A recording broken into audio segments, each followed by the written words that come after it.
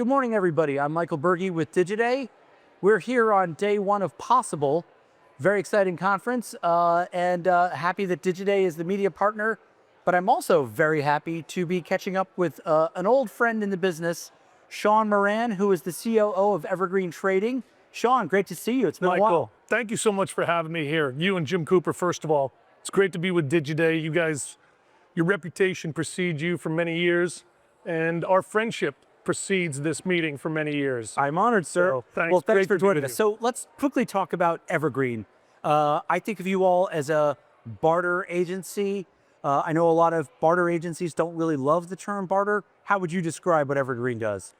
Well, that's a term that has been out there for a long time, and you're right.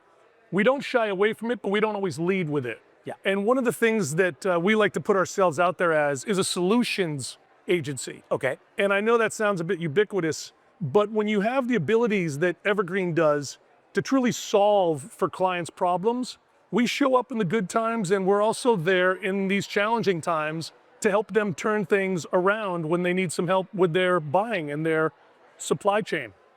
So it's funny you should mention challenging times, because I think we're in the midst of very challenging times with a lot of back and forth on tariffs, the impact on supply chains that could very much impact a lot of manufacturers, retailers, and I think it's safe to say that some media companies, particularly in the kind of more traditional space, may be struggling a little bit with filling their inventory. You guys are in the middle of this. Is this opportunity? Is this challenge? Can you describe kind of where you see it? You know, first off, it's totally opportunity. And although we're all sitting here watching live theater day by day with what's going to happen with the tariff count, there will be a time when that's not front and center in the news. But even while it is, what we found because of the way that we operate, we're almost not a risk mitigation company, but a risk innovation company. And by that I mean, when companies have challenging times and they have some underperforming assets, or they have some supply chain issues based on tariffs, et cetera, we're able to step in there, help them get value for those underperforming assets, and turn those into media credits and actually help them with their marketing budgets. So we've had clients that have had to turn things around on a dime but don't have a budget for it. Right. And we're able to use some of their other distressed goods and bring forth a budget for them that they need right now to be more innovative. And that's why we call ourselves like the foam pit. So they can take their risk, we got them if they fall, and we go forward. It's also why we have a 96% retention rate with all of our clients once they come in to see what we're all about. Now, let me ask you this. What are clients saying to you? I mean, we're kind of at, what, a month and a half into the back and forth on tariffs and supply chain worries. How much fear are you hearing from the clients, from the marketers themselves? And how much are they adjusting budgets from what you're hearing? They are very concerned. There's no doubt about that. And I was just on the phone the other day with a CMO in the retail space.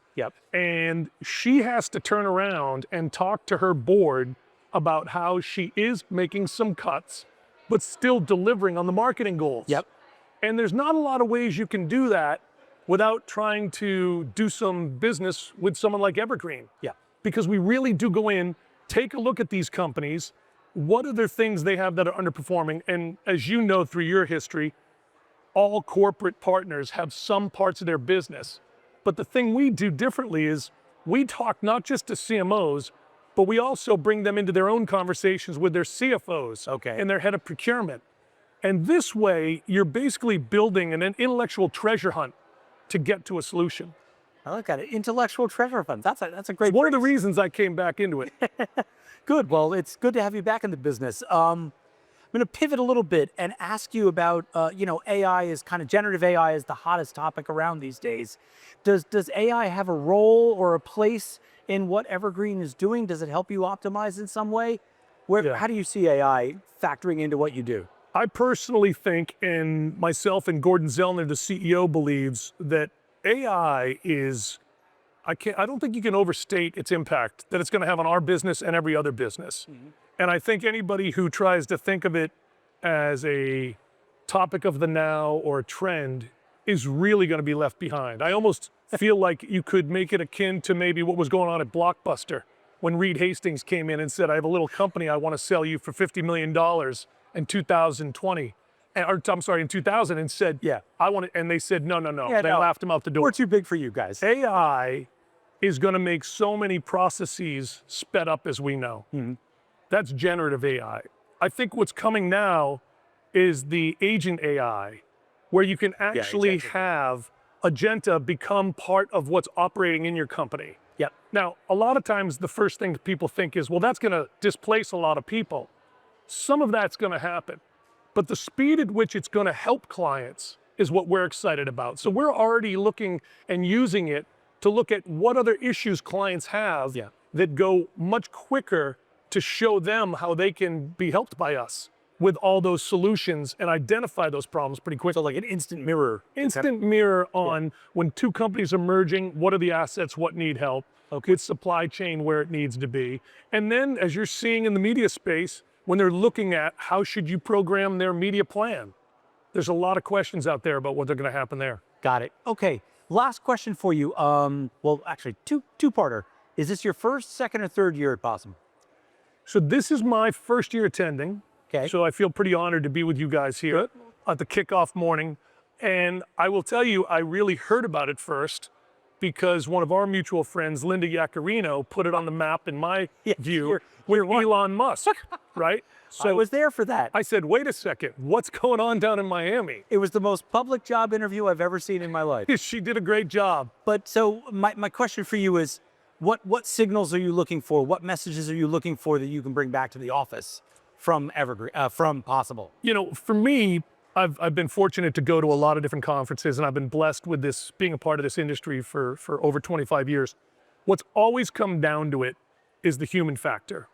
You know, it's something I call my Sunday night factor, because I really do think that we are a people business, and the people are going to decide where we're going with AI. And Possible, I think, is the type of conference that surrounds us with great people and innovators and thinkers.